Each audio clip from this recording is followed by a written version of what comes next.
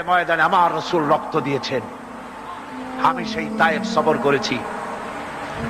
সেই তায়েফ, আমি তায়েফের ইতিহাস হাদিসে পড়েছি, চোখে দেখি নাই। তায়েফের চিত্র নিজের চোখে দেখে প্রাণ করে কেঁদেছি, যেখানে রাসূলের রক্ত পড়েছে। 3টি জায়গায় রাসূলের রক্ত পড়েছে। সবচেয়ে বেশি রক্ত পড়েছিল যে জায়গাটিতে, সেই জায়গায় প্রাণ ভরে কেঁদেছি। আমার স্ত্রী আমার সাথে ছিলেন।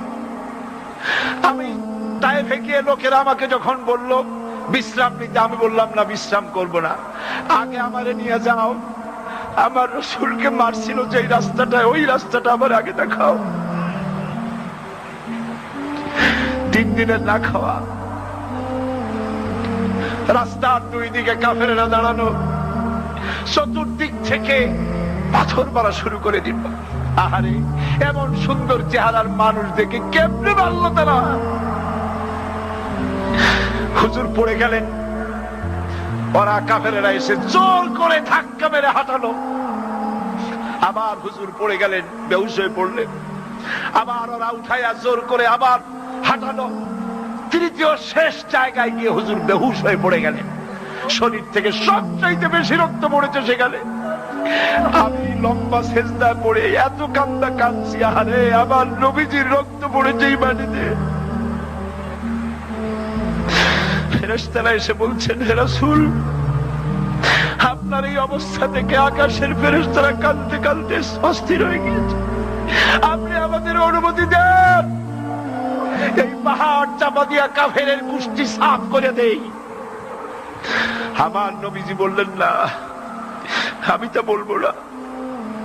আমি তো পৃথিবীর মানুষকে প্রতিশোধ দিতে আসি নাই। আমি যদি হুকুম করি আর আমার হুকুম মতো সবগুলি যদি পাথর চাপা দিয়ে মারিয়ে ফেলে দাও, তাহলে আমি কালে পৌঁছাবো লা ইলাহা ইল্লাল্লাহু মুহাম্মাদুর রাসূলুল্লাহ।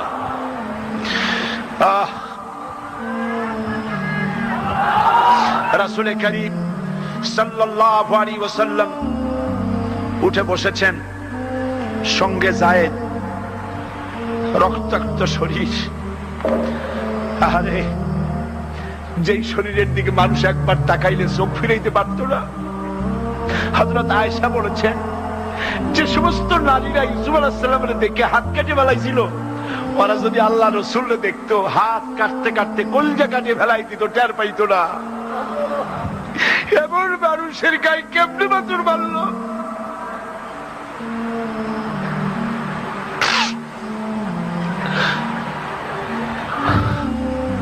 রাসূল করিম সাল্লাল্লাহু আলাইহি ওয়াসাল্লাম বসে আছেন, শরীর থেকে রক্ত ঝরছে। বুখারী শরীফে এসেছে, আত্তাস নামক এক যুবক আঙ্গুরের বাগান থেকে 1 গ্লাস আঙ্গুরের শরবত এনে হুজুরের হাতে দিলেন। এত কষ্টের পর 3 দিনের না খাওয়া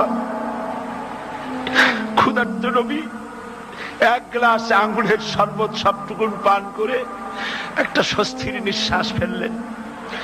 বললেন, তোমার নাম না আত্তাস? তিনি বললেন, হ্যাঁ, আমার নাম আত্তাস। তোমার বাড়ি হযরত ইউনূস আলাইহিস সালামের গ্রামে? বললেন যে হ্যাঁ, আমার বাড়ি ইউনূস আলাইহিস সালামের গ্রামে। যুবক জিজ্ঞেস করলেন, হুজুর, আপনি কি করে বুঝলেন আমার নাম আত্তাস আর আমার বাড়ি ইউনূস আলাইহিস সালামের গ্রামে? আপনি জানলেন কি করে? হুজুর বললেন, আমিও নবী, ইউনূস আলাইহিস সালামও নবী। এক নবীর খবর আর এক নবীর কাছে থাকে।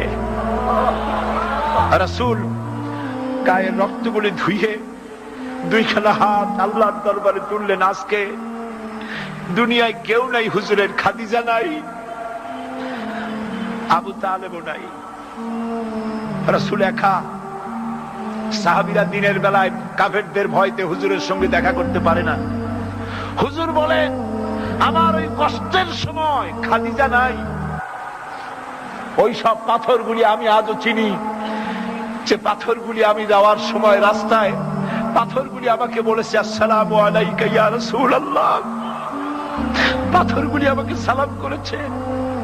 আল্লাহ পাক আমাকে সান্ত্বনা দিয়ে বলেছেন, ইয়া আইয়ুহান নবী হাসবুকাল্লাহ। ও নবী, কোন চিন্তার কারণ নাই, আমি আল্লাহ তোমার জন্য যথেষ্ট।